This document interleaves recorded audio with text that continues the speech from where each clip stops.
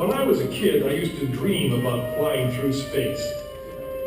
Every week on TV, I'd watch my heroes as they jumped into their rocket ships and took to the stars. And I wanted to be like them. They had courage, imagination, and no problem ever stood in their way for long. You know, in the end, when we actually did send men into space, it turned out that those were exactly the qualities it took. I'm John Hudson. This is Pad 39 of the Kennedy Space Center. I was a launch controller here when from this very spot, man took off to fly to the moon. It was a journey that began 12 years before that rocket ever left the ground. And it started on the other side of the world. Back then, we were one of two superpowers that always seemed to be on the edge of a terrible war. In 1957, the Soviet Union launched the first ever man-made satellite into Earth orbit. They called it Sputnik, which means traveling companion. And in a world where peace hung in a delicate balance, it seemed to create a dangerous advantage. Every ham radio operator in America could hear the beacon. People were afraid.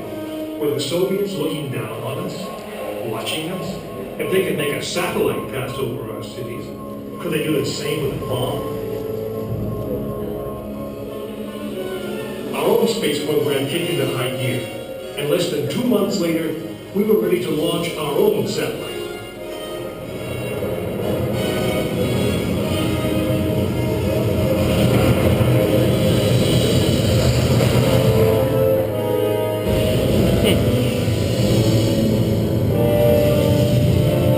It was being called the space race, and we were running a distant second. In 1961, we fell even further behind. Soviet cosmonaut Yuri Gagarin became the first man into space, circling the world in just 89 minutes. We had our own astronauts, and they were eager and ready to take the big ride. But our manned space program couldn't seem to get off the ground. We stuck with it, and on May 5th, 1961, things finally started going right. Astronaut Alan Shepard took his ship Freedom 7 6.5 miles into space. America had its first space hero. Just a few days later, our space program received a new challenge. But this one did not come from the Soviet Union. It came from our young president. In one inspiring moment, he changed the mission from one based in fear of the present to one of hope for the future.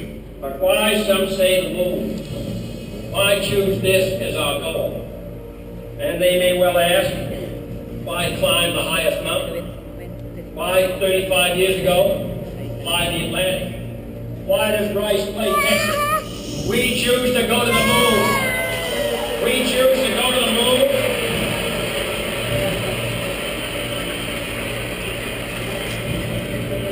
We choose to go to the moon in this decade and do the other thing. Not because they are easy, but because they are hard. We hadn't been more than 16 minutes into space, and now we were going to the moon.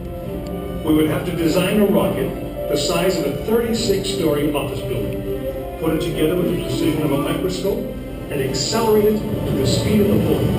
Then we would have to guide it to a moving target 250,000 miles away. Many people thought it was an impossible dream, but 400,000 of us set about making that dream a reality. It would be the longest, most hazardous voyage that any man had dared to attempt. But step by step, mission by mission, we orbited the Earth, perfecting the skills and technologies we would need on this incredible journey. Our astronauts practiced maneuvering, docking, and the 1,000 other tasks that would comprise the moon mission. We created new alloys, lighter and stronger than anything seen before. We designed communication systems that would be reliable over the vast distances. And behind it all, we tried to perfect the rocket that would be powerful enough to punch out of Earth orbit and take us to the moon.